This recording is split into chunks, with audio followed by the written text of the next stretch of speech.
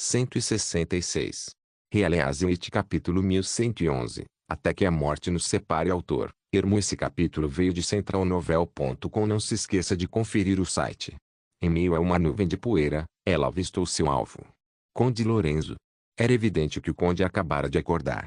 Enquanto ele se apressava para vestir as calças, os guerreiros da punição de Deus ao lado de sua cama desembainharam suas espadas e atacaram os invasores. Aparentemente, a invasão alarmou os guerreiros da punição de Deus. Embora não tivessem autoconsciência, eles receberam ordens para matar à força a qualquer um que entrasse na sala. Betty! Gritou Zoe. Entendi, respondeu Betty, entrando na sala e se ajoelhando. Ela juntou as mãos em concha e disse, venha. Após anos de treinamento e inúmeras batalhas, elas haviam alcançado um entendimento mútuo que transcendia as palavras. Sem sequer olhar para Betty, Zoe saltou para trás e aterrissou precisamente sobre as mãos de Betty. Betty alcançou bem a tempo. Então ela empurrou Zoe para cima, e esta alçou voo e sobrevoou os guerreiros da punição de Deus como uma andorinha. Ela agarrou o lustre que pendia do teto e se balançou até a cama. O quarto principal, espaçoso e luxuoso, tornou-se instantaneamente o palco perfeito para o show pessoal de Betty. Zoe ergueu sua pistola de gancho. O tempo pareceu parar naquele instante. Os guerreiros da punição de Deus se viraram, mas não conseguiram alcançá-la. Betty, por outro lado, assumiu uma postura de vitória, de costas para a cama. Esse era definitivamente um hábito que ela havia desenvolvido depois de visitar o mundo dos sonhos. Aparentemente, Betty fora profundamente influenciada pelos efeitos especiais do filme mágico e pela chamada arte do combate, acreditando que um combatente de verdade não precisava olhar para trás para a explosão que acontecia atrás dela. Contudo, ela não estava seguindo a regra à risca, pois se inclinava para o lado enquanto observava os guerreiros da punição divina pelo canto do olho. Então Zoe não se deu ao trabalho de discutir sobre seu comportamento tolo. O conde Lorenzo ergueu os olhos, aterrorizado e estupefato. Ele jamais imaginara que os guerreiros da punição de Deus, em quem tanto confiava, seriam aniquilados em menos de um minuto. O lustre desabou, lançando lampejos de luz de velas no ar. Enquanto isso, Zoe apontou sua arma para Lorenzo e puxou o gatilho. Brum! Então o relógio pareceu voltar a funcionar. Uma nuvem de névoa sanguínea irrompeu do peito do conde. Enquanto dezenas de balas choviam sobre ele, primeiro afundou sob as enormes ondas de choque e depois ricocheteou. Quando caiu novamente, seu corpo havia se transformado em polpa. Zoe subiu imediatamente na cama. Incapaz de suportar o peso de Zoe, a cama desabou de forma espetacular. Ao mesmo tempo, os guerreiros da punição de Deus congelaram subitamente.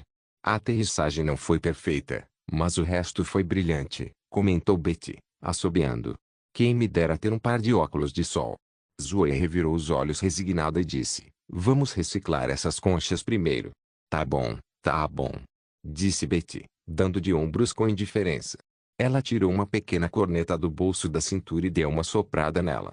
Era uma canção especial, a própria memória que transformara esses soldados em guerreiros da punição de Deus. A canção era o código de ativação para essas cascas sem alma. A partir de agora, eu sou sua nova mestra. Betty pigarreou e pronunciou cada palavra lenta e claramente. Os 6 guerreiros da punição de Deus bateram os punhos sobre o peito. Mas só até você chegar a Neverwinter. Assim que chegar à terceira cidade da fronteira, você será guardada em nosso depósito. Se por acaso você for bonita, talvez tenha uma chance de lutar de novo. Caso contrário, será descartada. Claro, acho que a chance de você ressuscitar é bem pequena, brincou Betty. Ela sabia que eles não responderiam. O sangue mágico destruiu a autoconsciência desses soldados. Zoe abriu a porta de cobre e viu vários guardas correndo em direção ao quarto principal, vindos do final do corredor. Ouviam-se passos por toda parte. Aparentemente, a luta havia acordado a todos, e o distrito do castelo estava agora em estado de alerta. Está vendo aqueles caras de armadura? Disse Betty sorrindo. Vá lá e acabe com eles. Ao ouvirem essas palavras, os guerreiros da punição divina investiram contra os guardas como uma matilha de feras selvagens. Antes que os guardas percebessem o que havia acontecido, os guerreiros já haviam cravado suas espadas no peito deles. Todo o castelo ficou agitado. Flanqueado pelos soldados do primeiro exército e por Hagrid, Joey logo encontrou a masmorra. Ao ver Farina pendurada no teto, Ele sentiu como se tivesse sido atingido no peito por um pesado martelo de ferro. Seu coração doeu tanto que, por um segundo, ele não conseguiu respirar.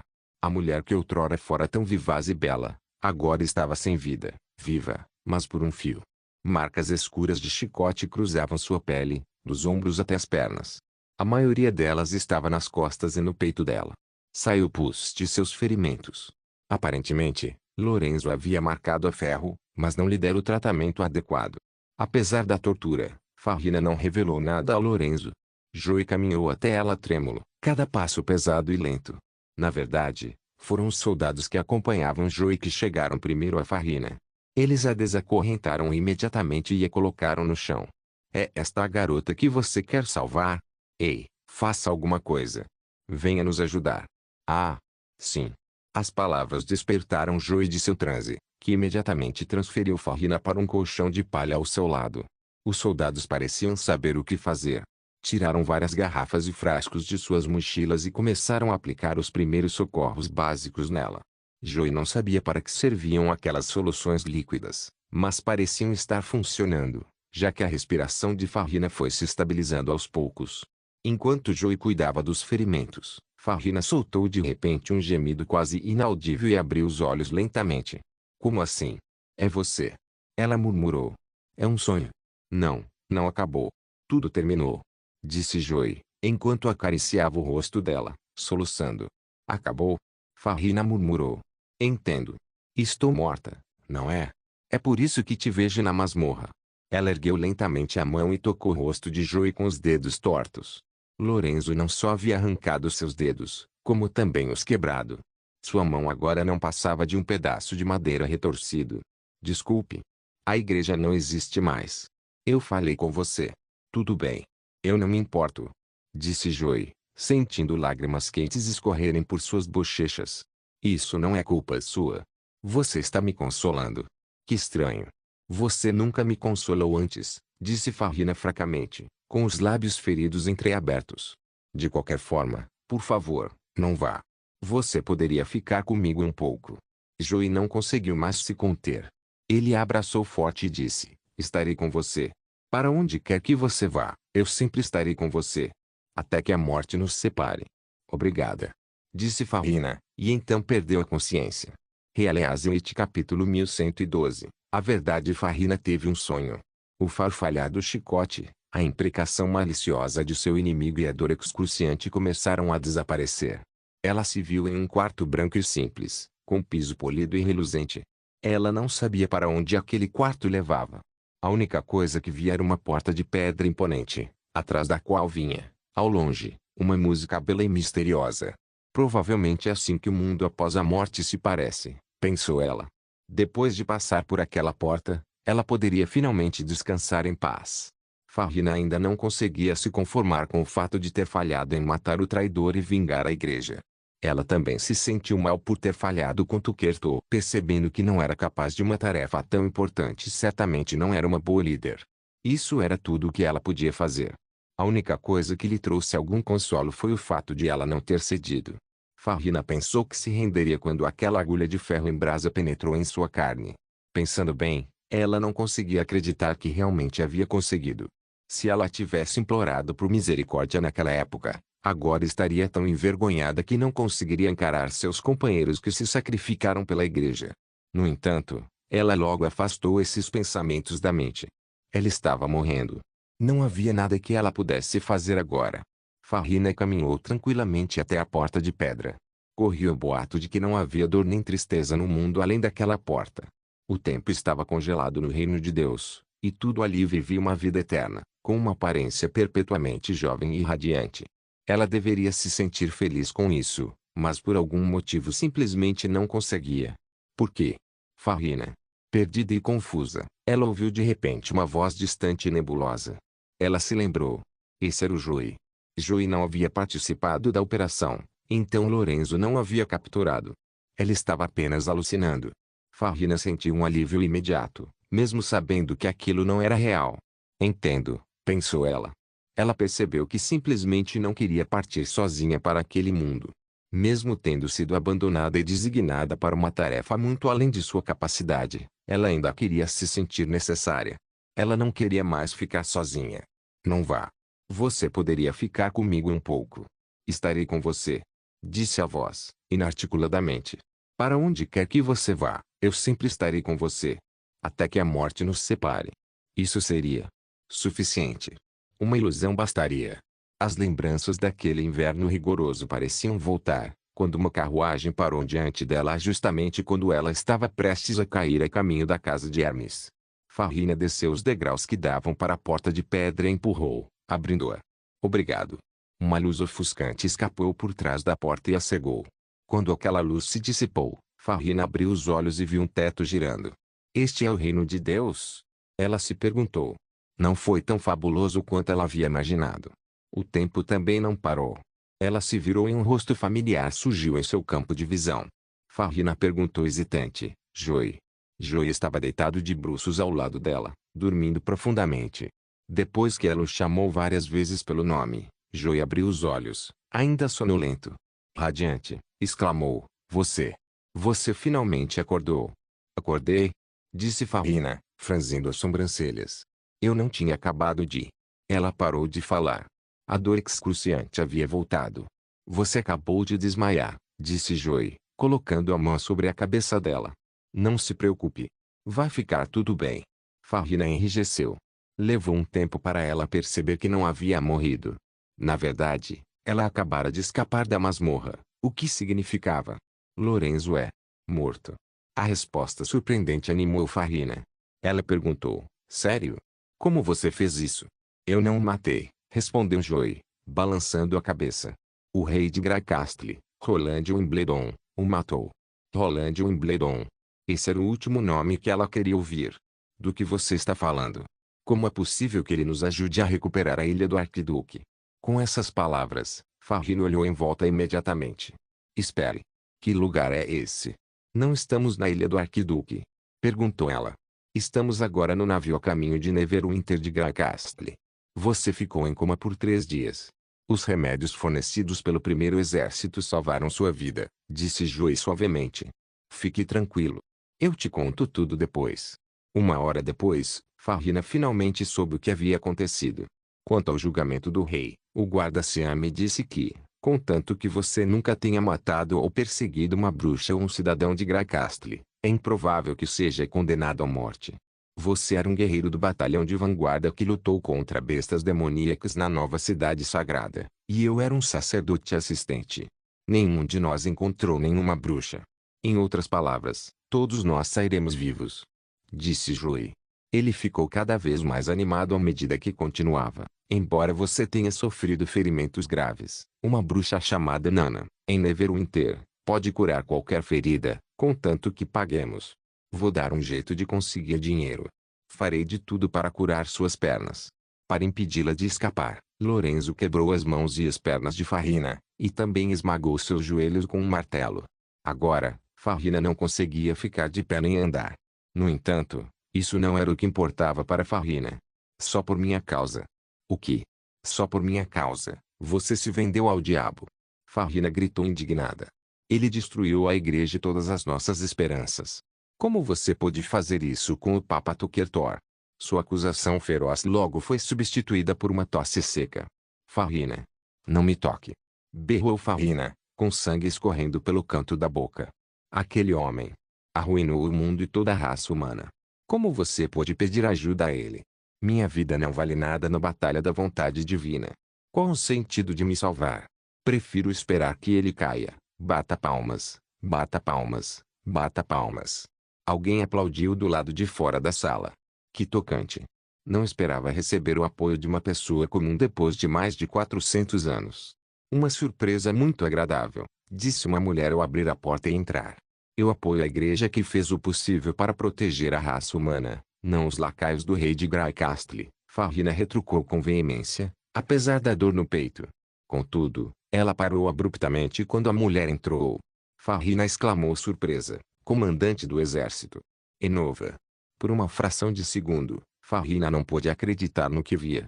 O Salão da Fama das Artes Marciais na nova cidade sagrada exibia os guerreiros mais distintos e excepcionais do exército do julgamento da história, a maioria dos quais havia recebido a mais alta condecoração concedida pelo Papa, que era a cerimônia de encarnação para os guerreiros da punição divina. Como comandante do corpo premium do exército do julgamento, Enova havia alcançado a maior conquista que uma guerreira poderia almejar. Farrina sempre a considerou seu modelo a seguir. Mas Enova foi uma pessoa que viveu há mais de 100 anos. Continue, disse Zoe, encostando-se na cama. Quero saber o quanto você realmente quer nos apoiar. Não seja tímido. Faz muito tempo que não recebo elogios de um mortal. Realeazeit capítulo 1113. Uma terceira roda. Senhora comandante do exército. Joey gaguejou. Levou um tempo para ele reconhecer a pessoa à sua frente e entender por que a mulher lhe parecia familiar. Mas como isso era possível? Eu não entendo. Você deveria ter morrido em uma das batalhas durante os meses dos demônios. Farrina engoliu em seco. Além disso, os guerreiros da punição de Deus são todos guerreiros extremamente piedosos que se dedicaram a Deus. Eles nunca falam, como se fossem mudos. Zoe interrompeu-a. Isso não tem nada a ver com fé. Eles nunca falam porque sofreram lavagem cerebral, senão não poderíamos usar seus corpos. Usar seus corpos.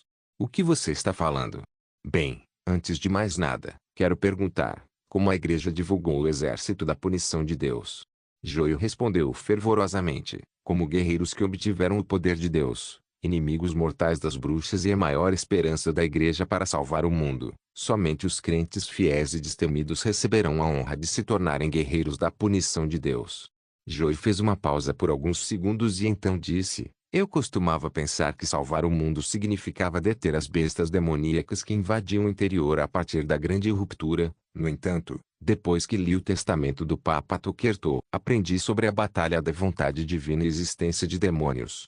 Então, o exército da punição de Deus é, na verdade, um exército especial que luta contra demônios, respondeu Farrina a Joey.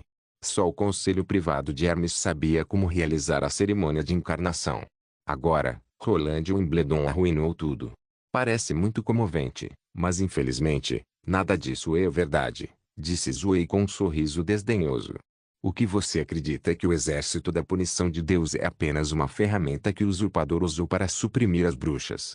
Embora o propósito original da criação de tal exército fosse salvar a raça humana, essa não foi a ideia original da igreja, mas sim de uma bruxa. Farrina olhou para Zoe incrédula. Ela teria refutado tal alegação infundada se a pessoa falando com ela não fosse a famosa Enova, a quem ela admirava. Joio respirou fundo e disse, você poderia nos contar mais sobre isso? Tudo bem. Vou satisfazer a curiosidade de vocês, mortais, disse Zoe com um leve sorriso nos lábios. Depois que Zoe contou tudo, Farrina sentiu uma dor aguda percorrer seus 10 dedos. Olhando para baixo, percebeu que suas mãos estavam cerradas em punhos, pois seus dedos quebrados começaram a sangrar profusamente novamente. Agora Farrina entendia por que uma figura histórica como aquela aparecera repentinamente em sua vida, viva e bem. A Enova à sua frente não era a comandante do exército do julgamento que ela conhecia, mas sim uma antiga bruxa que vivera por mais de 400 anos. Se tivesse forças para lutar, ela teria desembainhado sua espada e travado uma batalha de vida ou morte contra a bruxa, acusando-a de profanação. Mesmo que não pudesse vencer, não permitiria que um demônio usasse o corpo de uma guerreira de maneira tão desrespeitosa. No entanto, ela estava fraca demais para sair da cama. Isso foi ridículo. Isso foi um absurdo ridículo. Segundo Zoe, as bruxas fundaram a igreja. Elas não eram a representação do mal nem subordinadas do diabo, mas sim as verdadeiras heroínas dedicadas a preservar a raça humana. A rainha de Skyfall City se sacrificou pela humanidade. Haveria algo mais irônico do que isso? O exército da punição divina era, na verdade, uma criação das bruxas que ela desprezava. A cerimônia de encarnação que ela tanto almejava era apenas um processo para fornecer às bruxas mais corpos. As bruxas, de certa forma, moldaram o mundo. Discuta com ela. Isso é mentira, invenção. Uma voz gritou em sua cabeça. Farrina abriu a boca, mas nada saiu. A história de Zoe explicou muitas coisas. Por exemplo, explicou por que alguns guerreiros da punição de Deus desapareceram misteriosamente. Porque havia corpos de mulheres sem sangue. Porque existiam grandes mosteiros na antiga cidade santa. E porque existiam bruxas puras que não pareciam diferentes das bruxas comuns. Se tudo fosse mesmo uma mentira perfeita, como Zoe havia contado, a pessoa que inventara tudo aquilo devia estar infiltrada na igreja há décadas e conhecer o maior segredo da instituição. Farrina não conseguia pensar em ninguém além dos papas. Além disso, havia outra prova concreta: poder. Como os guerreiros da punição divina foram criados para matar demônios, quanto mais fortes, melhor. Considerando que duas bruxas da punição divina conseguiram facilmente invadir o castelo na ilha do Arquiduque, guardado pelos guerreiros da punição divina, Farrina concluiu que um homem consciente era aparentemente muito mais poderoso do que uma máquina de matar inconsciente. Se bruxas podiam exercer um poder tão incrível no corpo de um guerreiro da punição divina, por que a igreja queria matá-las? Por que não as utilizaram para outros fins? A igreja certamente poderia ter usado bruxas puras se tivesse preconceito contra bruxas comuns. Na verdade, não havia existido uma única bruxa da punição divina em Hermes. Farrina sabia o motivo. Porque as bruxas puras podiam ser subjugadas por uma pedra de Deus. Mas a igreja não tinha medidas viáveis para controlar uma bruxa da punição de Deus tão poderosa quanto uma extraordinária. Consequentemente, eles não haviam considerado a criação das bruxas da punição divina. Se o Papa na Cidade Santa realmente se importasse com a raça humana, muitos fiéis teriam estado dispostos a se sacrificar, incluindo bruxas. No entanto, essa possibilidade já havia passado há muito tempo. Aparentemente, a igreja não era tão apaixonada por salvar o mundo quanto aparentava ser. Tudo que a igreja fazia era uma piada, pensou Farrina fracamente na cama. Os guerreiros da punição de Deus deveriam lutar contra os demônios, mas eles os usavam apenas para subjugar bruxas. Aos poucos, Joey também pareceu perceber esse fato e perguntou, nervoso, quantas pessoas como você existem em Neverwinter? Centenas, respondeu Zoe, dando de ombros. Usamos os corpos doados pela igreja, então não se assuste muito se vir alguém que conhece. Farrina compreendeu vagamente por que Joey fez aquela pergunta. Era impossível para as bruxas se fazerem passar por centenas de guerreiros da punição de Deus ao mesmo tempo. A julgar pela expressão inocente no rosto de Zoe, Farrina sabia que ela estava dizendo a verdade. A resposta de Zoe dissipou sua última dúvida. Farrina sentiu o mundo em que confiava desmoronar gradualmente. Ela queria ser necessária. Ela costumava depositar sua fé na igreja. Como membro, sentia-se obrigada a assumir a responsabilidade de salvar os 4 reinos e a raça humana. Mas agora, tudo em que um dia acreditara firmemente começou a desmoronar como uma parede desgastada dentro dela, atrás da qual nada restava. Ela precisa fazer alguma coisa. A igreja. A igreja pode retificar isso. E consertar as coisas. Disse Farrina com dificuldade. Como? Perguntou Zoe, lançando-lhe um olhar frio. Vocês precisam de corpos para criar as bruxas da punição de Deus, certo? Só a igreja pode fazer isso. Por exemplo, Farrina engasgou. Eu posso oferecer meu corpo. Disse Zoe, com um sorriso travesso no rosto. Você não se importa de perder a cabeça? Farrina! Exclamou Joey, exasperado. Se isso salvar a raça humana, dessa forma, ela teria outra coisa em que se apoiar e voltaria a ser necessária. No entanto, seu sonho foi destruído quando Zoe lhe disse friamente, muito interessante, mortal, mas não precisamos mais das bruxas da punição de Deus. Por quê? Porque não funciona, disse Zoe, abrindo os braços. O plano provavelmente teria funcionado se ainda estivéssemos há 400 anos, mas os demônios também evoluíram muito. As bruxas da punição de Deus não conseguem mais derrotá-los. É por isso que todos nós agora apoiamos o rei de Gracastle. Os lábios ressecados de Farrina se entreabriram como os de um mudo. Por um instante, frases tentaram se formar em sua boca, mas no fim, ela só conseguiu emitir alguns chiados estranhos. Bruxas vivas, por mais fracas que sejam, ainda podem ser muito poderosas quando encontram o caminho certo. O rei Roland descobriu que bruxas comuns não precisam necessariamente de sangue mágico ou de um corpo mágico para se tornarem fortes. Todos agora acreditam que podem aprender e progredir, disse Zoe, levantando-se e indo em direção à porta. Em outras palavras, nenhuma bruxa estaria disposta a oferecer seu sangue, mesmo que você quisesse sacrificar seu corpo, porque não vale a pena. Zoe parou e sorriu para Farrina na porta. Para ser franco, a igreja foi um erro desde o princípio. Farrina ouviu algo estalar lá no fundo. Realeazioite capítulo 1114. Um retorno. Raramente se tem uma conversa tão séria com um mortal. Betty, que a esperava junto à grade, aproximou-se de Zoe quando esta saiu da cabana. Eu converso mais com o rei Roland, respondeu Zoe, indiferente. Mas todos nós sabemos que ele não é tecnicamente um mortal de verdade, disse Betty em tom pesaroso. Sean queria que você falasse apenas sobre a origem da igreja e o imenso poder das bruxas da punição de Deus. Mas o que você acabou dizendo? Não vale a pena. A igreja foi um erro desde o início. Betty interrompeu a frase, estalando a língua. Isso foi informação demais para um paciente. Nossa missão é recuperar o antigo tesouro e resgatar a crente capturada.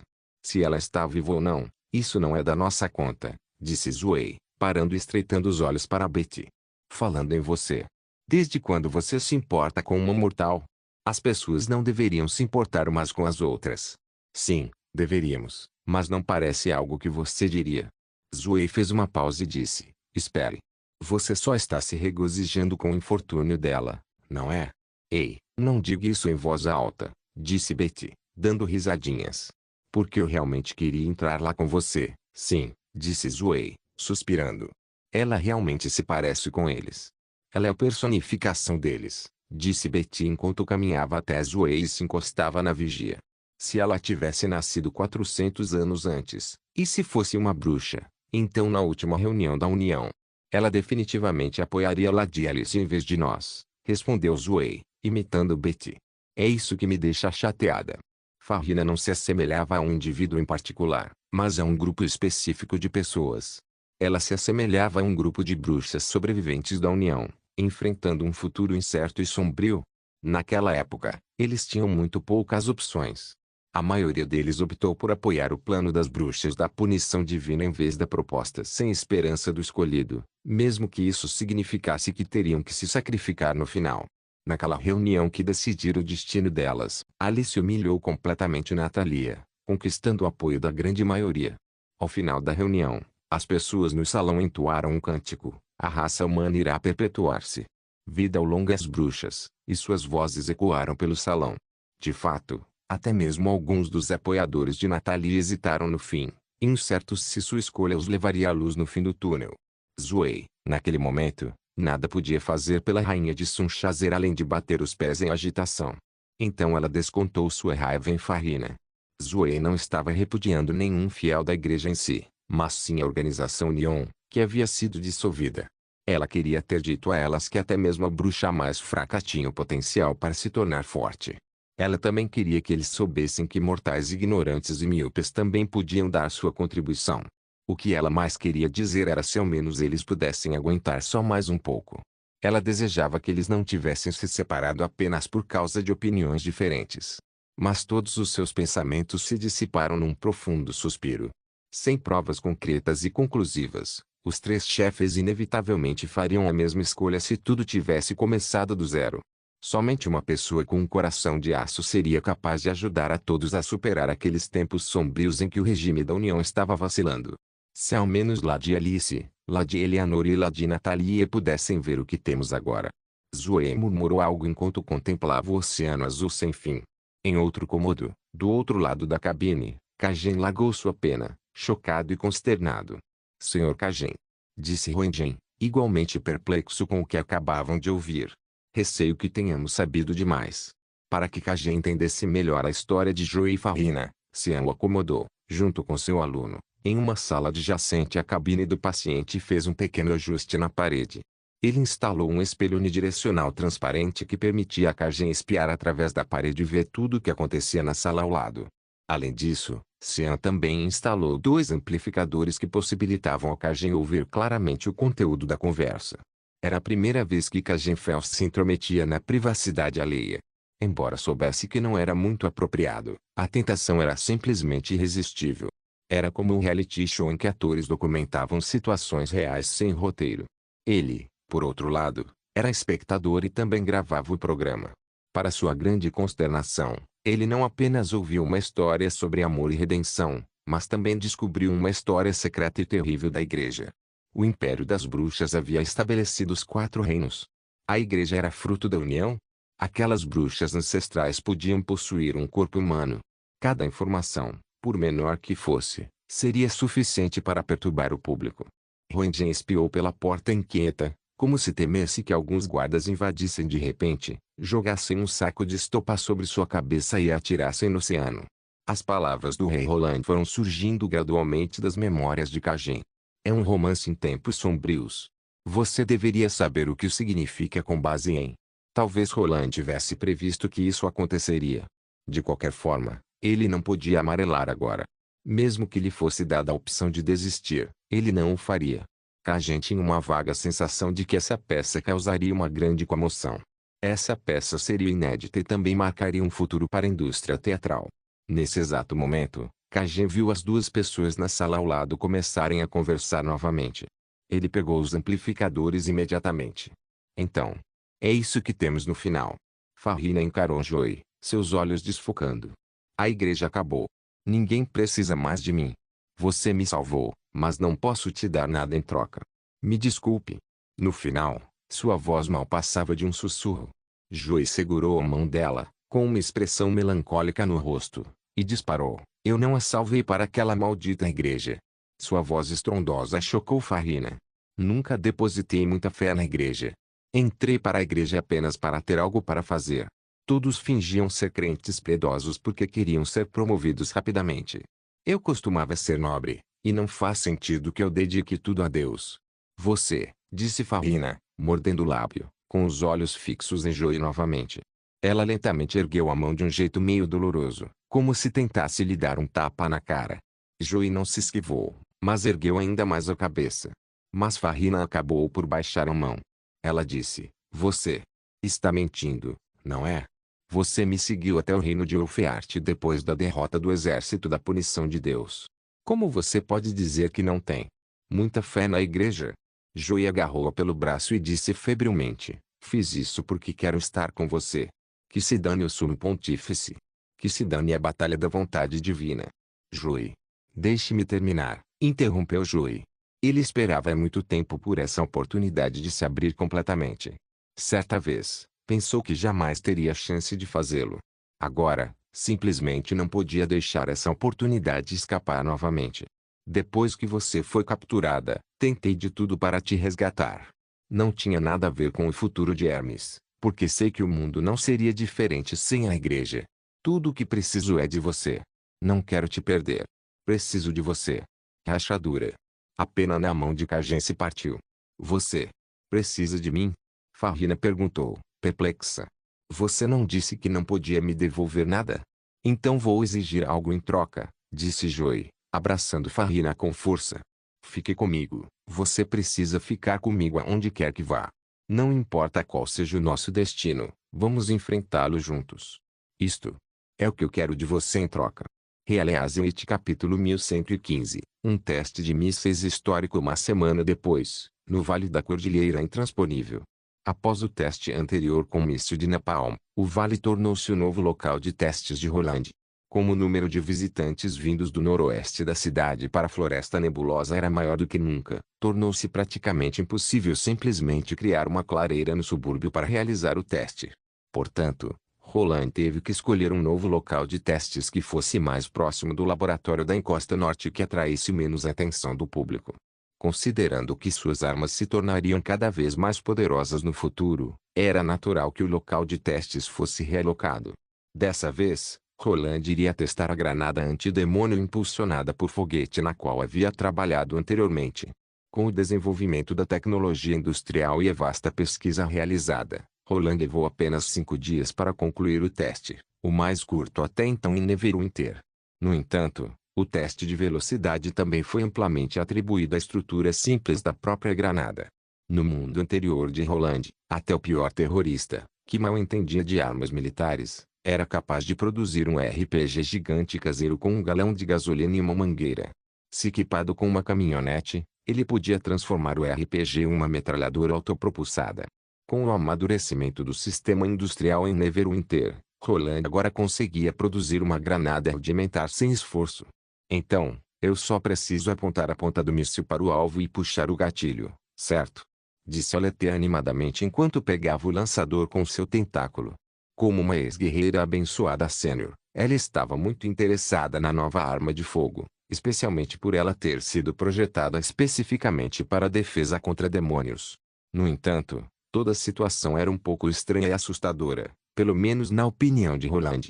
O que ele viu agora foi um enorme monstro gelatinoso coberto de tentáculos, segurando um RPG, uma arma incomum para esse tipo de criatura, ao contrário do que costuma ser retratado em filmes de terror.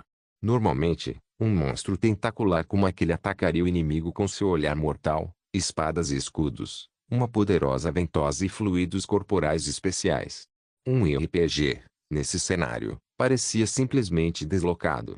Roland pediu aos portadores originais que realizassem o teste puramente por questões de segurança.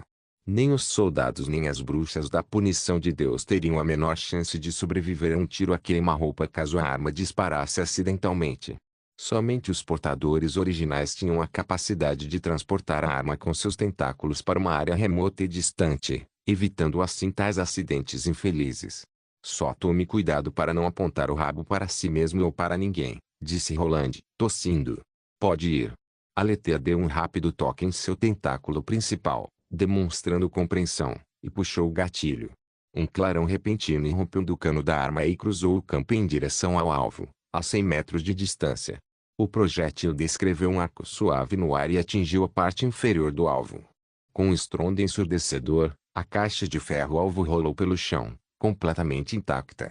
Comparado ao estrondo ensurdecedor do canhão Longsong e às chamas furiosas que encobriam o céu produzidas pela bomba de napalm, o desempenho desta arma não pareceu muito satisfatório. A explosão quase não emitiu tiros, poeira ou partículas. Em poucos segundos, o vento dispersou o mais tênue vestígio de fumaça produzido pela bomba. O ambiente ficou estranhamente silencioso. Ao contrário do que Roland demonstrou, ele não pareceu muito desapontado com o resultado.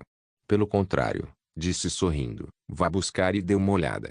Logo depois, duas bruxas da punição de Deus trouxeram de volta a caixa de ferro. Bem, isto. Ao se aproximarem da caixa e examinarem cuidadosamente, encontraram uma marca branca queimada na parte inferior, no centro da qual havia uma pequena amassadura com a largura de 3 dedos. O míssil penetrou? Perguntou Paza, curioso. Não era lento, mas também não era rápido. Pelo menos, parece ser mais potente que uma bala comum. Acho que um revólver não conseguiria fazer isso. Acho que nenhuma metralhadora pesada Mark I conseguiria fazer isso, comentou Aletea, aproximando-se. Esta caixa de ferro é uma réplica da coluna de pedra arremessada pelos demônios-aranha. Ela é revestida com placas de aço tão grossas quanto um dedo, então não é fácil de penetrar. Certo, colocamos um testador nela antes. Abra e veja como está agora. Quando Aletea estendeu 2 de seus tentáculos e abriu a pesada tampa da caixa, todos soltaram um suspiro de surpresa. As várias galinhas que Roland havia pendurado com um fio de ferro no teto da vitrine para simular os demônios nos pilares de pedra agora não passavam de uma polpa, coberta por algumas penas de galinha queimadas e enegrecidas. Parece que está funcionando, disse Roland, assentindo com satisfação. Ele estava mais surpreso com o fato de Aletea ter acertado a maleta com um único tiro do que com as galinhas queimadas, pois achava que seriam necessários pelo menos 5 ou 6 tiros para uma tentativa bem-sucedida. Roland havia previsto que a explosão não produziria chamas deslumbrantes nem ruídos ensurdecedores, porque, essencialmente, o míssil não liberava energia considerável. O resultado direto da baixa energia de reação era a baixa velocidade do projétil. Quando a quantidade de pólvora permanecia constante, quanto maior a ogiva do projétil, maior seria a resistência do ar. Quanto mais pesada a ogiva, mais lentamente ela se deslocaria pelo ar. Para aumentar a precisão do disparo, Roland abandonou a ideia de usar uma arma de calibre enorme, mas limitou o calibre da granada a 40 mm, o mesmo do cano da arma. A parte frontal do projétil tinha o formato de um cone para reduzir a resistência do ar. Com base no resultado do disparo, o míssil pareceu bastante estável a cruzar o céu. Embora fosse muito menor que um Panfauster, era grande o suficiente para perfurar placas de blindagem de 10 mm de espessura. No momento, o míssil era quase tão poderoso quanto o pilar de pedra projetado pelos demônios. Vocês acham que esta arma poderia derrotar os demônios senhores? Perguntou Roland, virando-se para Paz e as outras bruxas. Bem, Aletea falou primeiro. É difícil dizer. Existem demônios senhores fortes e fracos, Assim como temos extraordinários e transcendentais. Se o nosso inimigo for ágil e rápido, ou por acaso for um matador de magia, então, para ser honesta, a chance de acertá-lo em cheio é muito pequena. Eles podem facilmente desviar da granada enquanto ela estiver no ar. No entanto, ela interrompeu a frase e continuou com um tom de voz abruptamente mais elevado. Esta é definitivamente uma arma histórica, Vossa Majestade, porque reduz a distância entre os demônios e o povo comum. Ela nos oferece a oportunidade de superar o inimigo em número. Não tenho palavras para elogiar esta invenção inovadora. Exatamente, respondeu Paza, sorrindo. Era impossível para um mortal ferir um demônio sênior no passado. Se tivéssemos uma arma assim na Aratakila, Lady Natalia ficaria encantada. Eu acabei de descobrir outra maneira de melhorar significativamente a taxa de precisão, disse Aletheia, balançando seu tentáculo principal. Sim, disse Roland, olhando para ela. O que foi? Equipar cada bruxa da punição divina com esta arma, respondeu Aletheia, entusiasmada. Só as extraordinárias podem rivalizar com os demônios seniores. Se o inimigo for atingido no rosto, não há como sobreviver ao tiro, por mais forte que seja. Não se preocupe. É uma arma individual, e certamente todos terão uma, prometeu Roland com um sorriso. As bruxas da punição divina também terão. O próximo passo seria aumentar ainda mais a potência do míssil, mantendo sua velocidade de deslocamento e custos operacionais atuais. Enquanto isso, Roland também precisava criar uma nova arma de grande calibre para atingir os demônios-aranha, que se moviam muito mais lentamente do que os demônios seniores. Considerando que eles eventualmente invadiriam a cidade dos demônios e que os demônios-aranha provavelmente estariam à espreita em becos e ruas, Roland sentiu a necessidade de desenvolver um novo tipo de bomba o mais rápido possível. Enquanto Roland estava imerso em pensamentos, seu guarda apareceu de repente para lhe entregar uma mensagem. Vossa Majestade, Cissian e sua equipe de resgate retornaram do reino de Ulfeart. Acabaram de chegar ao cais junto ao rio interior. Realeaziuit capítulo 1116, um laboratório subterrâneo. No escritório do Senhor, no castelo. Cian levou 2 horas para contar sua história. De modo geral, o plano foi executado com sucesso. Zoe e Betty não só recuperaram o antigo cubo mágico, como também manipularam os guerreiros da punição divina para que saqueassem todo o tesouro da ilha do Arquiduque. Todos os tesouros, incluindo joias e pedras preciosas, foram jogados em uma cabana vazia. Doravante, todos os vestígios da igreja de Hermes foram erradicados. Ninguém na ilha do Arquiduque jamais teria qualquer contato com a igreja. Por outro lado, Cagenfeus despediu-se logo após o desembarque do navio e voltou para o hotel com seu aluno. Era evidente que ele estava ansioso para começar a trabalhar em sua nova peça. Tanto Farina quanto Joey foram detidos, aguardando o julgamento, que seria presidido pelo Departamento de Segurança de Greycastle. Vou deixá-los com você, disse Roland, desviando o olhar e dirigindo-se baixinho a Nightingale. Nightingale deu-lhe uma picadinha de compreensão no ombro. Então, o tesouro lendário. O cubo mágico está nesta caixa de chumbo? Perguntou Roland, lançando um olhar para a caixa cinza ao lado de Cian. De acordo com a descrição do traidor Hagrid, o cubo tinha o tamanho da palma da mão e era feito de pedra polida. Levando em consideração a letalidade do material radioativo, Roland havia pedido à equipe de resgate que tomasse todas as precauções necessárias antes de partirem para a jornada. Sim, mantive-o sob minha custódia durante toda a viagem, como você instruiu. Além da senhorita Zoe e da senhorita Betty, ninguém o tocou, respondeu Cian. No entanto, encontrei um sinal em comum antes de colocá-lo nesta caixa de chumbo. Qual é o signo? Vossa Majestade, lembra-se de que na minha carta criptografada eu falei sobre o motivo pelo qual Lorenzo decidiu enviar a Grid à Montanha da Gaiola para investigar o tesouro. Roland disse pensativamente, porque o tesouro de repente emanou luz azul pela primeira vez nos últimos 100 anos. Sim, confirmou Cian com um aceno de cabeça. Quando a senhorita Zoe trouxe de volta o cubo mágico da cerimônia, ela disse uma coisa que me chamou a atenção. Ela disse, a luz azul parece estar mudando de direção o tempo todo. Então, olhei novamente e percebi que a luz sempre apontava para mim como uma bússola. Para ser honesto, fiquei apavorado naquele momento e quase o deixei cair. Roland sentiu um arrepio percorrer sua espinha enquanto ouvia a narrativa de Cian. No entanto, ele ainda conseguiu manter a compostura e disse com indiferença, e você descobriu o motivo? Talvez, disse Cian, enquanto tirava algo do bolso e colocava sobre a mesa de mogno. Depois que eu me acalmei, pensei um pouco e acho improvável que um artefato antigo responda a uma pessoa comum. Deve estar sentindo outra coisa. Após uma análise mais detalhada, descobri que a luz não estava apontando para mim, mas para esta moeda. Era exatamente a moeda de urânio enriquecido que Azima usara para procurar minas de urânio, e que ela devolvera a Cian após seu retorno a Neverwinter. Em outras palavras, o cubo mágico da cerimônia acendeu porque detectou a moeda. Isso pareceu interessante. Após um momento de reflexão, Roland disse: entendo. Você fez um bom trabalho. Pode ir. Sim, Vossa Majestade. Após Cian sair da sala, Nightingale revelou-se da névoa e examinou a caixa de chumbo de cima a baixo. Alguma sorte. Este é um artefato mágico, disse Nightingale, convicta. Embora pareça uma pedra bruta, contém poder. Vi algo semelhante ao ciclone mágico da névoa, assim como o núcleo mágico das bruxas Taquila.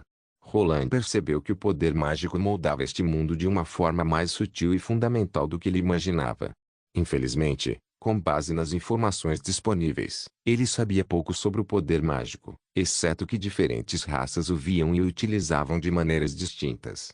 Sem ferramentas analíticas suficientes, era difícil para ele estudá-lo sistematicamente. Contudo, Roland ainda poderia aprender sobre poder mágico através de sua experiência pessoal. Antes do desenvolvimento da teoria da mecânica clássica, as pessoas costumavam criar ferramentas com base em suas próprias observações e práticas diárias. Agora, como ele acabara de observar um novo fenômeno, precisava apenas pesquisar mais. Vamos para a terceira cidade fronteiriça, disse Roland. Será que Celine montou um laboratório para mim? De qualquer forma, esse artefato amaldiçoado não deve ser levado para o castelo antes que ele confirme que é completamente inofensivo. O que te trouxe de volta? Perguntou Paz ao cumprimentar Roland no corredor subterrâneo. Algum problema com a nova arma? Roland balançou a cabeça e disse: eu pedi para Celine cavar uma caverna mais cedo. Há alguma novidade sobre isso? Ah, você está falando daquela câmara metálica secreta. Está tudo praticamente pronto, exceto o elevador. Ela já está na câmara. Quer dar uma olhada? Após receber uma resposta afirmativa de Roland, Paz disse, enquanto dobrava seu tentáculo principal: por favor, siga-me. Quando Roland decidiu enviar as bruxas da punição divina ao reino de Ulfeart uma semana atrás, ele também instruiu Celine a construir uma instalação de pesquisa, um laboratório fechado nas profundezas da Terra. Se o cubo mágico da cerimônia fosse de fato radioativo, seria muito perigoso realizar um experimento na superfície. Como ele ainda não tinha certeza se Nana poderia curar ferimentos causados pela radiação, seria melhor conduzir a pesquisa no subsolo. Enquanto Roland seguiu o mensageiro original até o laboratório, ele contou a Paz o que havia acontecido no reino de Ulfeart. Entendo, disse Paz com um sorriso. Melhor deixar para Celine do que para outra pessoa. Ela é uma pesquisadora de ponta na sociedade da busca, e ninguém entende mais de poder mágico e do reparo e reconstrução deste artefato do que ela. Depois que ela mudou de corpo, suas habilidades melhoraram muito. Não sei quanto aos outros, mas posso dizer que Celine foi a única pessoa que se ofereceu para se fundir com o portador antes que Taquila mostrasse sinais de declínio. Eca! Comentou Nightingale com uma expressão de nojo. Quer dizer que ela prefere ser uma gosma com tentáculos a ser humana. Se isso ajudasse a explorar o mundo, respondeu Paza, agitando seu tentáculo. Ela reclamava muito na sociedade da busca por não ter mãos suficientes para fazer várias coisas ao mesmo tempo e também por se cansar facilmente. Se pudesse transferir sua alma de volta para aquela época, provavelmente faria essa escolha. Após caminharem por cerca de 7 minutos, chegaram ao final da passagem, onde uma grande caverna surgiu diante deles. Esta é a entrada. Levará alguns dias para instalarmos o elevador, disse Paz enquanto estendia seu tentáculo principal. Vamos lá. Será que só assim se chega lá embaixo? Perguntou Nightingale, hesitante, enquanto encarava os inúmeros tentáculos ondulantes com uma expressão de total desconfiança no rosto. Este é o jeito mais rápido, disse Paza. Não se preocupe. Esses pequenos tentáculos são bem flexíveis e resistentes. Roland respirou fundo e subiu pela cabeça da nave original. Ele imaginava que teria uma viagem muito desconfortável, mas, na verdade, aqueles tentáculos eram mácios como um tapete. Depois que Nightingale também subiu pelo transportador original, Paz entrou na caverna e despencou em direção ao fundo. Eles caíram cerca de 100 metros antes de Paz a parar lentamente. Então, Roland viu a porta de metal reluzente do laboratório erguer-se majestosamente diante dele. Inscreva-se no canal para não perder nenhum vídeo e ative as notificações para ser avisado assim que um novo vídeo for postado. Caso queira ajudar o canal ou queira que alguma obra saia com maior frequência, a chave Pix está na descrição do vídeo. Obrigado por assistir, até a próxima. Solen Irmãos. Solen Irmãos.